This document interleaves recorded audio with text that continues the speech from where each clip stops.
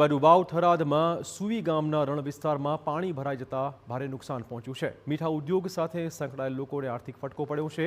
બોરુ, મસાલી, માધપુરા સહિતના ગામોમાં અગરિયાઓને મોટું નુકસાન પહોંચ્યું છે। 4 થી 5 મહિનાની મહેનત જાણે કે પાણીમાં ગરકાવ થઈ ગઈ છે। મીઠાનું ધોવાણ થતાં વેપારીઓ અને અગરિયાઓને મોટું નુકસાન પહોંચ્યું છે। લગભગ 2 કરોડથી વધુ નુકસાન થયું હોવાનું વેપારીઓ કહી રહ્યા છે। મીઠા ઉદ્યોગ સાથે સંકળાયેલા છે 2000થી વધુ પરિવારો। સરકાર નુકસાની બદલ સહાય ચૂકવે તેવી પણ તેમણે માંગણી કરી છે।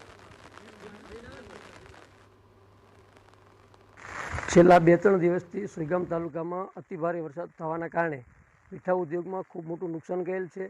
અગરિયાઓ છેલ્લા 4 મહિના મહેનત કરી અને મીઠું સ્ટેશનમાં લાવતા હોય છે। લગભગ મીઠું પકાવવા માટે એક કારખાના દીઠ અગરિયાને 2.5 લાખ રૂપિયાનો ખર્ચો થતો હોય છે।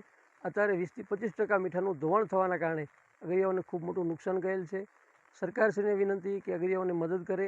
ગઈ સાલ પણ આવી અતિવૃષ્ટિ થવાના કારણે મીઠા ઉદ્યોગમાં ખૂબ મોટું નુકસાન ગયું હતું અને આ સાલ પણ અગરિયાઓને મોટું નુકસાન થવાના કારણે અગરિયાઓ પાયમાલ બન્યા છે। વરસાદ વધારે પડવાના કારણે મીઠામાંથી 25-30% નુકસાન થયું છે, જેનું મીઠું ગળી ગયું છે। અને બીજી વસ્તુ કે આના ઉપર ઘણા રોજીરોટી નભી રહ્યા છે। કોઈ ડ્રાઈવરો છે, કોઈ હોટલો છે। આજુબાજુ અમારે મસાલી, માધપુરા, ધ્રેચાણા, કિલાણા, લીંબોણી આ બધા ગામો મીઠાના ઉદ્યોગથી સાથે સંકળાયેલા છે।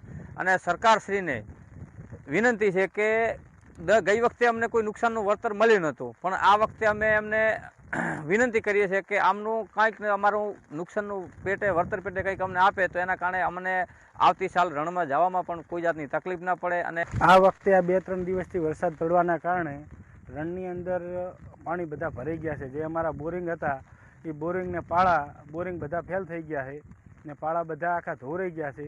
ગઈ સાલે આનું આ નુકસાન હતું એટલે અમારે 1-1.5 લાખનું કામ કરવું પડ્યું હતું એક કારખાના દીઠ। આ વર્ષે પણ એવી પરિસ્થિતિ છે એટલે સરકારશ્રીને વિનંતી કંઈક અગરિયા માટે સહાય કરે તો અગરિયાઓનું ગુજરાન ચાલે। ને કે ગઈ સાલે આમને એમાં તો નુકસાન કર્યું હતું, નુકસાન કરવાનું થાય એટલે અગરિયા કોઈ રીતના રણમાં રહેવા તૈયાર નથી।